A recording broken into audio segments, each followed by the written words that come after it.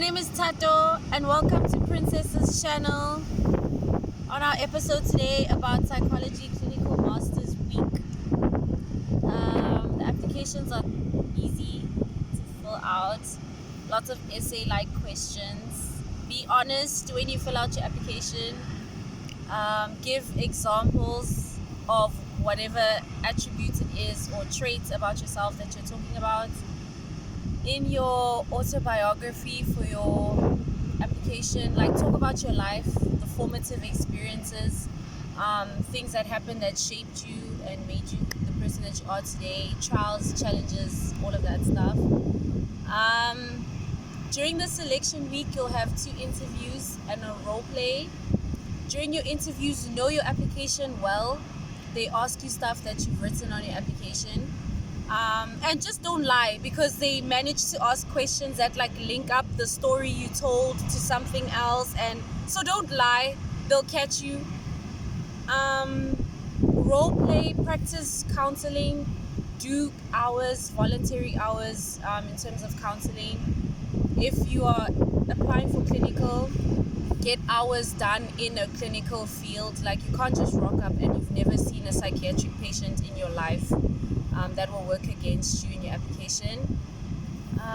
Basically, that's my best advice, to be very honest, especially about your weaknesses and your strengths and your weaknesses. Just be honest and talk about how you've worked through some of your issues. But basically, in essence, from my perspective, I think what they're looking for is a person who's able to reflect back on their own life experiences and see how they are responsible in creating their life experiences. So that means how you're going to fix some of the problems you're talking about, or how you overcame challenges. But it's basically about you and your thought process and how you handle the challenges that you're having in life. And basically, if you're able to transfer those skills that you've used in helping yourself for the next person.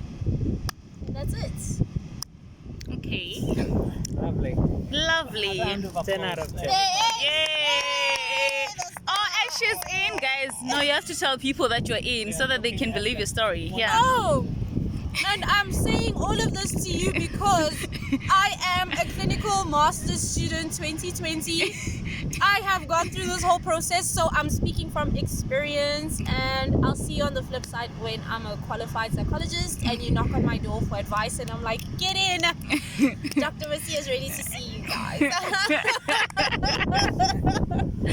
But how much have you spent, Tato, for the application, and what were the I can say challenges you had? Your referees, ask them months in advance.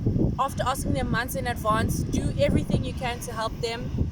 And even on top of that, chase them like dogs.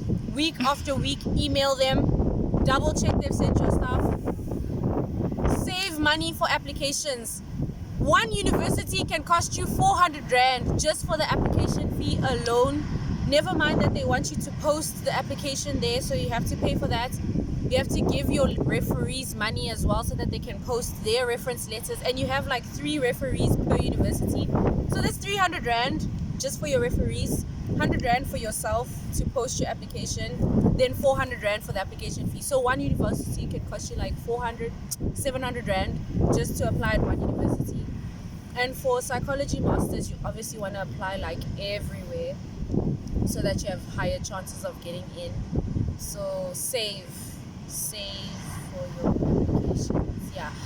And then your referees, yo, should I expose him? I'm angry. I'm so angry at this dude, and I never said anything. He didn't send my letters. My one referee didn't send my letters, so I was literally only considered by one university who had the decency to ask me, where's your 3rd referee letter? Every other university didn't even ask me. They just took my application as incomplete. That time, that referee had already congratulated me. He had already thanked himself for sending my letters. Yet he didn't do it. But it's fine. I'm not angry at him anymore because I got in, so it's okay. But yeah, just be on top of your referees and try to help them as much as you can. And then what can you say about your honors year? How is it being an honor student in psychology? This is a real interview. It's nice. Honors is good. It's good practice for masters in terms of research. If they have it as an option at your university, try to do a portfolio of evidence because it counts as your research for your honors year, but you're also building an actual research project for your master's level. So that's great to like kill two birds with one stone. Make relationships, like your lecturers are there to talk to you, talk to them, make those relationships. It only serves you later in the end anyway. So. Last question. What advice can you give to students who didn't get in like us? So Try again. Consult. They are offering like feedback on your application if you didn't get through. So find out, go back to the university, see what it is in your application that was maybe missing or that they would have liked you to phrase differently. But basically, as a guidance for everything, be honest with yourself as well before you apply. Like, where are you personally in your life, psychologically, emotionally? Be honest about those things because it shines through in the interviews if you know something still needs to happen, perhaps in a sense that you still need to do for yourself. Or yeah, just make sure you are mentally prepared, that you're in a space to just hold someone in a emotional situation. And that's it. Just do your best and be honest. That's all I can say. okay, thank you, Tato. Bye. That's it from me, guys. I'm at the beach. It's the 1st of September. Guys, don't forget to like, to comment, and subscribe. This is Port Alfred Beach. It's so empty. Yeah, so Nice to have you guys. well,